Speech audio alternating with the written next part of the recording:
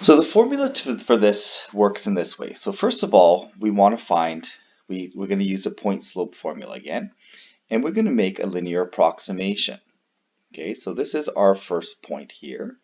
Okay, and we're going to use a linear approximation using that coordinate. Okay, so this coordinate here is going to be our first iteration and the y value for that first iteration. Okay, so there's our points here. That's our initial point.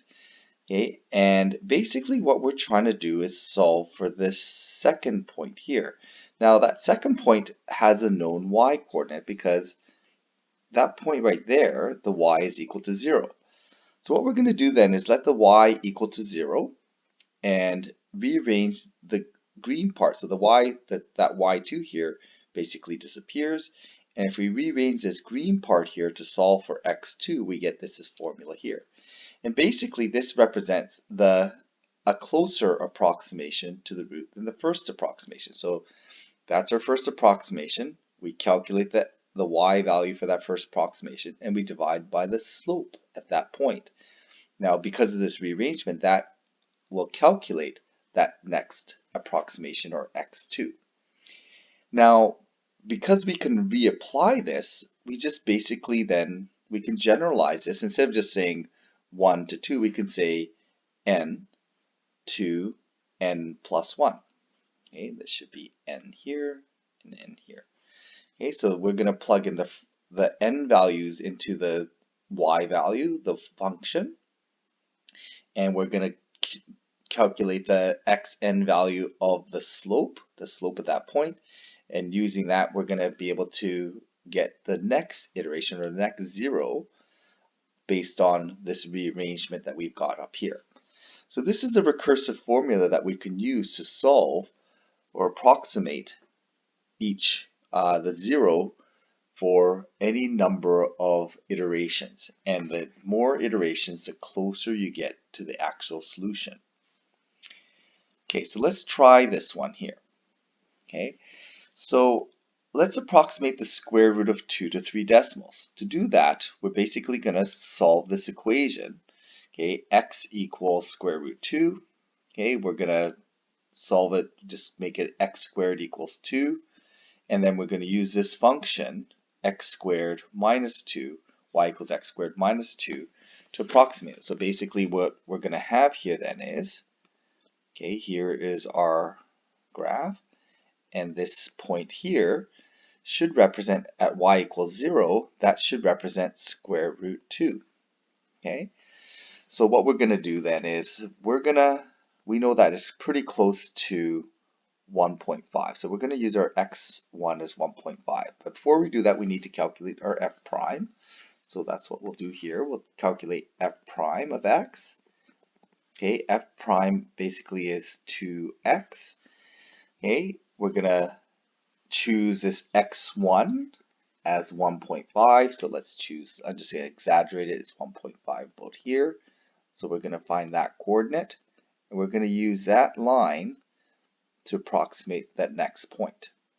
Okay, and that point represents our x2. So let's apply the formula here. It's going to look like this. Okay, it's going to be our x1. Let's do this in black. So x2 is equal to 1.5 minus f of, I'm going to do this in red, I'm going to do this in black. F of 1.5 over f prime of 1.5. Okay, so that's going to be 1.5 minus f of 1.5 is 1.5 squared minus 2 over 2 times 1.5.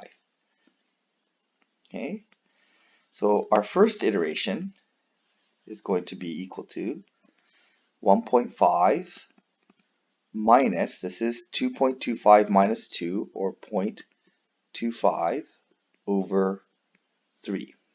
Okay, so that's going to be 1/12. Let's punch that in our calculator and we can get our next iteration here. Okay, so it's going to be 1.5 minus 0.25 divided by 3, okay, which is 1.146 repeating. Okay, so this is going to be 1.1416 repeating, which already after our first iteration is pretty close, because basically the square root of 2 is 1.41. So we can reapply this to get whatever accuracy we want. Okay, so I'm just going to set this up in my calculator, and I can do this one more time. So I'm going to do x3. Okay, x3 is going to be equal to 1.416 repeating minus 1.416 repeating squared minus 2 over 2 times 1.416 repeating. Okay, so I've got my graphing calculator, which allows me to just plug in an answer value, and then I can just reiterate. I could just iterate this solution as many times as I want. Okay, very, very easily by just kind of getting the calculator to do all the calculations for me.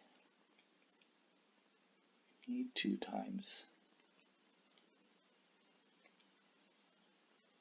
Okay, so the next iteration works out to be 1.41174 dot.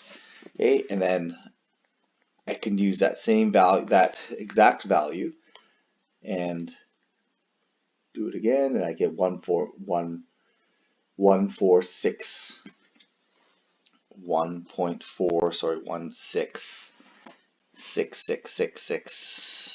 Okay, it's not quite 6 repeating, okay, but again, we're getting closer and closer, and the more times I do this, the closer and closer to I'll get to the actual value of square root of 2.